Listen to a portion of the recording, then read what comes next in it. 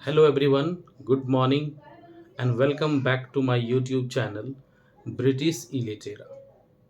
Children, I every day come with a new topic and very important thing is to understand my videos are generally longer.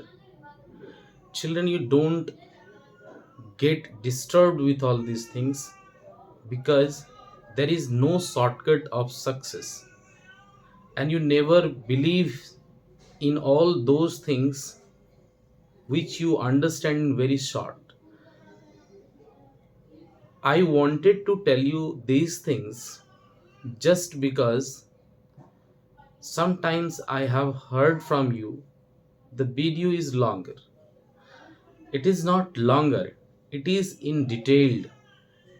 So I hope you all will enjoy today's class.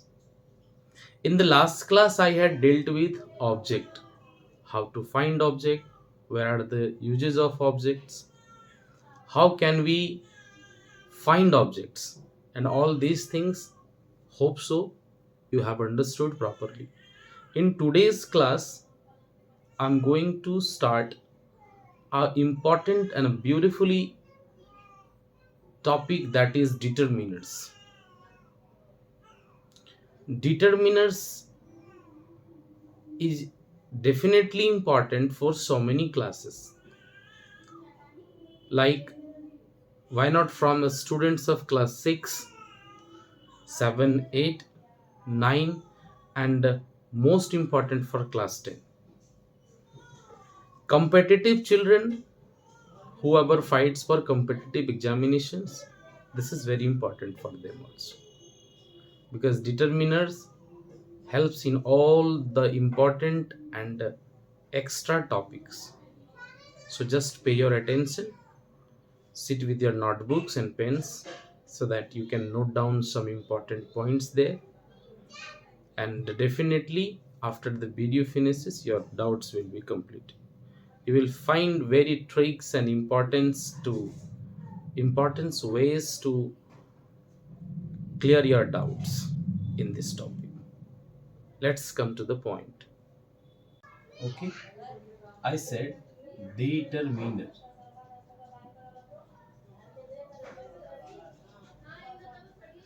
First thing is that what are determiners?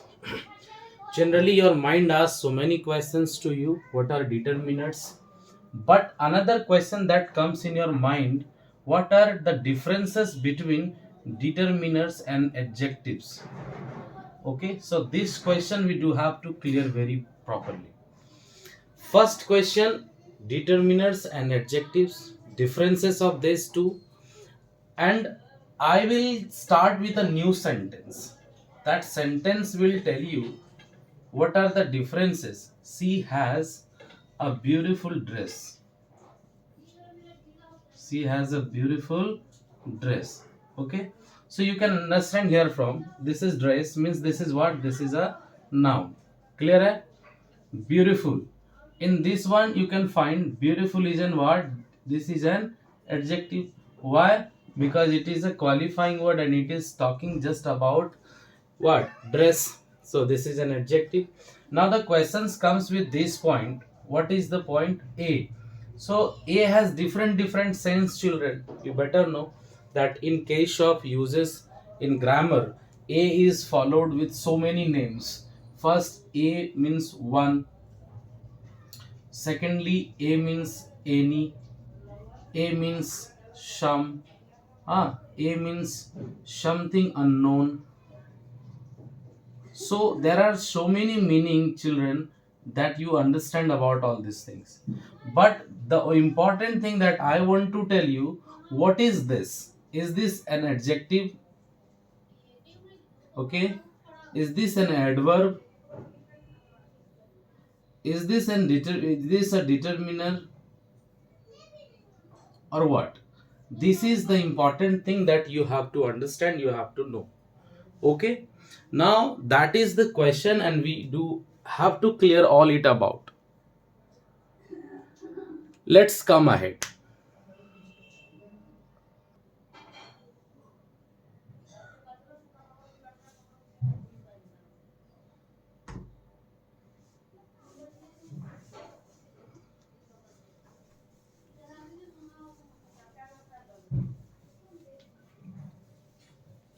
Okay. So the things are apart. I will tell you definition, but before that you come with an simple form. Just see. What is here? Noun. Okay, children. So nouns, before what do you see and what generally comes? What generally we find? An adjective. Okay. What comes? An adjective. Just keep this in your mind. Adjective. That I have told you, because you don't forget that example. A beautiful dress. You don't forget this example. A beautiful dress. Okay. So dress is what? Dress is noun. First thing. So noun is just treated by adjective. You can see here कि sir यहाँ noun के पहले कौन आया है? एक adjective आया है. मैं थोड़ा बाइलिंगुअल हो जाता हूँ ताकि आपको समझने में आसानी हो.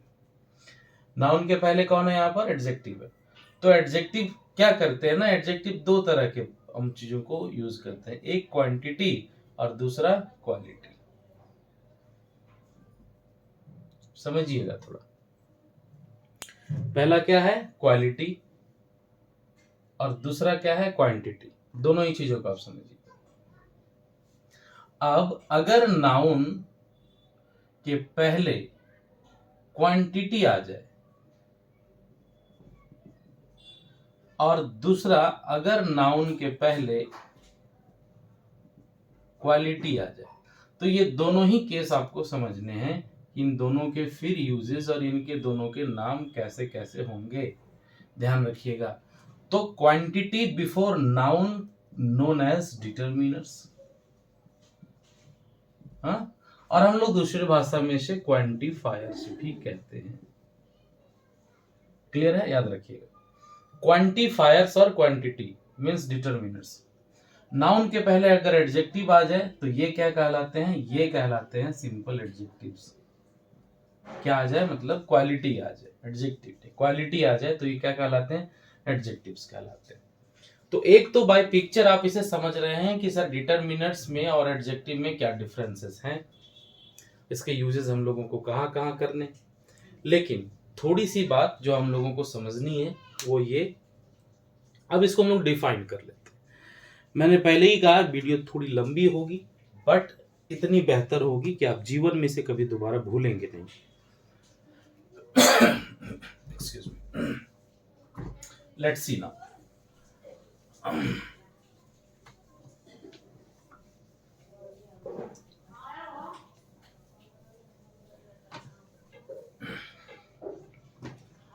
अब हम लोगों की बारी आई डेफिनेशन की. हालांकि जिन बच्चों को थोड़ा बहुत ध्यान हो, मैंने डेफिनेशन क्लियर कर दिया है. अगर आप इस पिक्चर को ध्यान से समझे होंगे तो आपके डेफिनेशंस क्लियर हो गए थे. अब डेफिनेशंस के हम लोग आगे चलते हैं. A word in form of quantity or quantifiers that stands before a noun is known as determiners. हाँ, ध्यान में रखिएगा. एक जनरल क्वेश्चन है कि मैंने यहां पर क्या कहा कि ये सिर्फ क्या है? क्वांटिफायर्स हैं. ध्यान रखिएगा कि जो क्वांटिटी की बात करते हो वो क्वांटिफायर्स हैं. अब सवाल है सिंपल कि आपके पास इसके बहुत सारे एग्जांपल्स आपको देखने होंगे कि सर क्वांटिफायर्स अगर है तो कैसे क्वांटिफायर्स का हम लोग यूज करते हैं. क्लियर है? तो क्वांटिफायर्स के हमें यूजेस करने होंगे. यूज से पहले आपको एक चीज मैं बता दूं कि क्वांटिफायर्स जो है आपको इसके कुछ कुछ इंस्ट्रक्शंस याद रखने चाहिए. मैं इनके एग्जांपल्स के थ्रू पहले आपको बता देना चाहता हूं. क्लियर है? समझिएगा.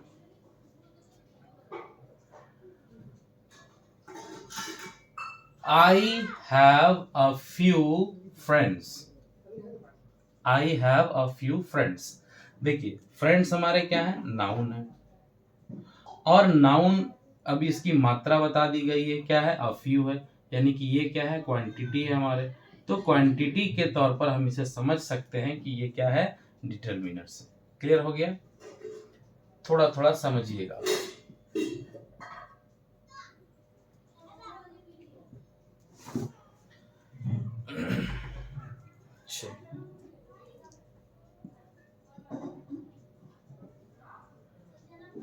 C has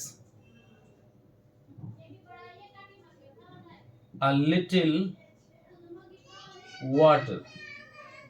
देखिए वाटर हमारा नाउन है और वाटर की क्वांटिटी बताई जा रही है लिटिल से, लिटिल से, तो ये हमारा क्वांटिटी बताने वाला है। तो क्या हो गया ये? आप इसे क्वांटिफायर्स कह सकते हैं या फिर आप इसे डिटरमिनर कह सकते हैं। क्लियर है? दो तीन बातें आपको याद रखनी। अब इन सबसे परे जो इसके इंपॉर्टेंट इंस्ट्रक्शंस है, मैं इस इंस्ट्रक्शंस की बात करता हूँ कि एडजेक्टिव्स के कुछ अपने इंस्ट्रक्शंस हैं, डिटरमिनर्स के कुछ अपने इंस्ट्रक्शंस हैं और मुझे वो इंस्ट्रक्शंस फॉलो करने चाहिए। क्लियर है? आप एग्जांपल्स वगैरह सब कुछ लिख लीजिएगा, फिर हम लोग उसके डिटरमिनर्स वगैरह सब कुछ फॉलो कर लेंगे। चलिए सबसे पहले हम लोग स्टार्ट करते हैं।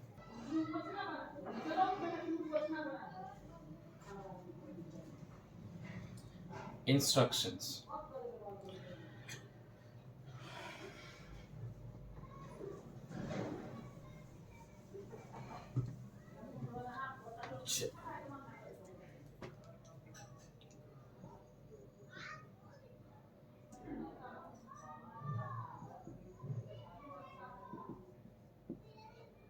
ओके, ये हमेशा ध्यान रखने योग्य बातें हैं जब आप कभी भी एडजेक्टिव और डिटरमिनर्स को लेकर कंफ्यूज हो। तो मैंने क्या कहा कि adjectives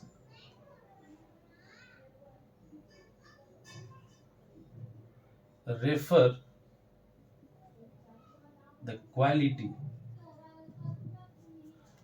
of used nouns।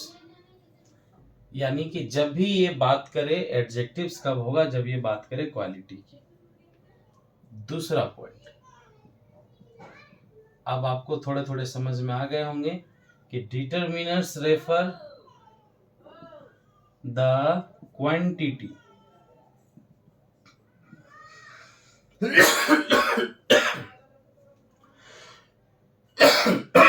Quantity of used nouns. Point number third जो बहुत ज्यादा आपको ध्यान रखने हैं कि two adjectives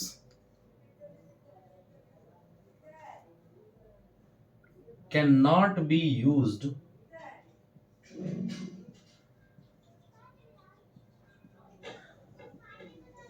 together in a sentence. कि किसी भी सेंटेंस में हम लगातार दो एडजेक्टिव्स को यूज नहीं कर सकते। आपने ना हिंदी में पढ़े होंगे या आप कई बार पढ़े होंगे, जैसे विशेषण और प्रविशेषण, कि दो तरह के जो एडजेक्टिव्स होते हैं। मैं आपको बता देता हूं कि बहुत सुंदर, जैसे हम लोग बोलते हैं वेरी इंटेलिजेंट, या बहुत, सर जिसमें ब्यूटीफुल ले लेता हूं, वेरी ब्यूटीफुल, राइट।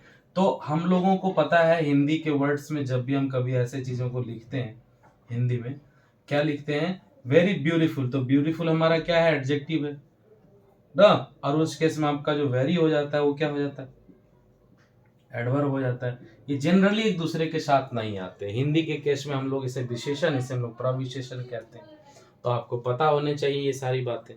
क्लियर है? चलिए अब हम लोग इसके साथ इसके अगले पॉइंट में देखते हैं। पहले मैंने कहा कि दो एडजेक्टिव एक साथ यूज नहीं हो सकते हैं, और आखिरी पॉइंट जो आपके लिए बहुत इंपॉर्टेंट है वो ये multiple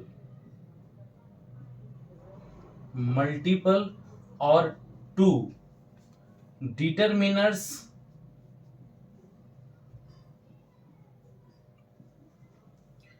can be used together in a sentence। ध्यान रखिएगा कि किसी भी सेंटेंस में हम दो एडजेक्टिव एक साथ यूज नहीं कर सकते, लेकिन हम दो डिटरमिनर्स एक साथ यूज कर सकते हैं। मैं आपको इसके बहुत सारे एग्जांपल्स भी बताऊंगा। क्लियर है? फिलहाल अभी हम लोग इनके काइंड्स को देख लेते हैं, चूंकि एक सीरीज के अनुसार से सीख रहे हैं, मैं कंप्लीट डिटेल्स आपको देना चाह रहा हूँ और एक सीरीज वाइज देना चाह रहा हूँ। क्लियर है? चलिए अब हम लोग आते हैं इसके काइंड्स में। इसके काइंड्स कितने हैं, कितने प्रकार के डिटरमिनर्स होते हैं, उनके यूजेस कहाँ कहाँ होते हैं, ये सारी बातें।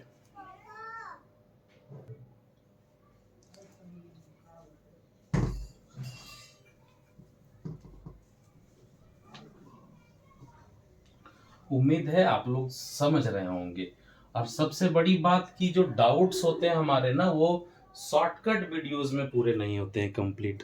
आप सब लोगों ने डिटरमिनर पढ़ा होगा, बट आप थोड़ा उसे बेहतर तरीके से पढ़ रहे होंगे। अगर आप अभी समझ में आ रहा होगा, आप टॉपिक देख रहे होंगे, तो आपको लग रहा होगा कि सर मैं थोड़े ज़्यादा डिटेल्स में सीख रहा हूँ। क्लियर है?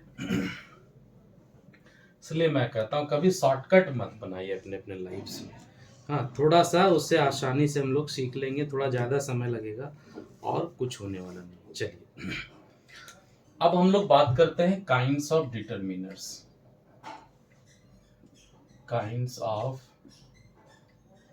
Determiners, okay.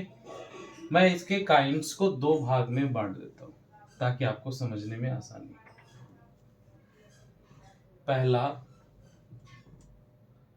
ग्रुप ए और दूसरा ग्रुप बी। हाँ, ध्यान रखिएगा। अब ये दोनों के फंक्शंस आपको पता होना चाहिए कि ग्रुप ए में हमारा कौन कौन है, ग्रुप बी में हमारा कौन कौन है। क्लियर है? तो ग्रुप ए में है हमारा सबसे पहला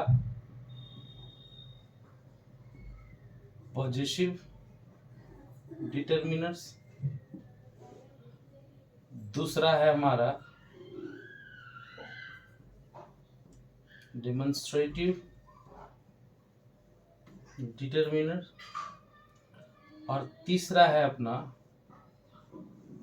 आर्टिकल्स। ये तीन को ध्यान में रखिएगा।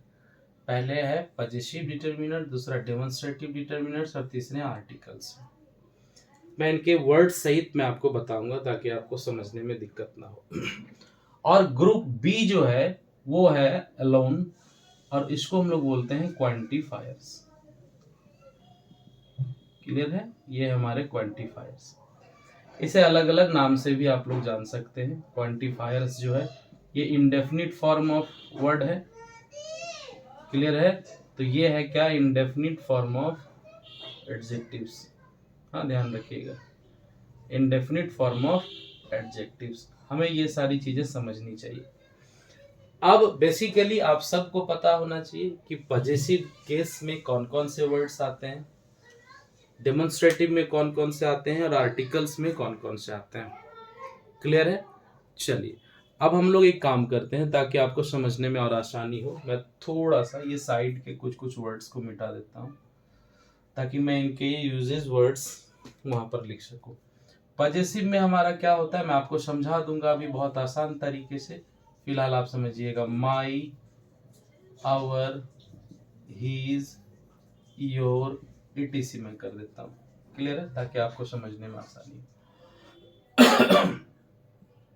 डेमोन्स्ट्रेटिव में क्या क्या आते हैं? This, that, these, those, such, etc। हाँ, चलिए। और आर्टिकल में क्या क्या आते हैं? तो आर्टिकल्स में आते हैं ए, एन और द। क्लियर है? चलिए, ये तीन। अब हम लोगों को ध्यान में रखने की क्वांटिफायर्स कितने होते हैं। तो चिल्ड्रन आपको पता होना चाहिए कि क्वांटिफायर्स तो बहुत सारे होते हैं। हम इसमें से कुछ कुछ क्वांटिफायर्स लिख देते हैं ताकि आपको समझ में आ जाए। Words of quantifiers.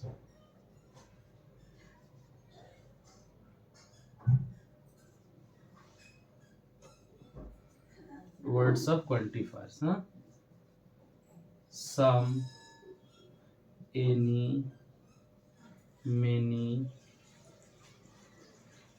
much, few, little, each, every।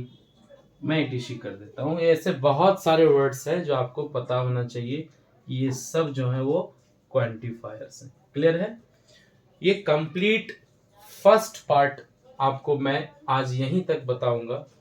कल मैं इसके यूजेस स्टार्ट करूंगा, जैसे एक एक करके मैं पजेसिव का कंप्लीट डिटेल्स वीडियो दूंगा।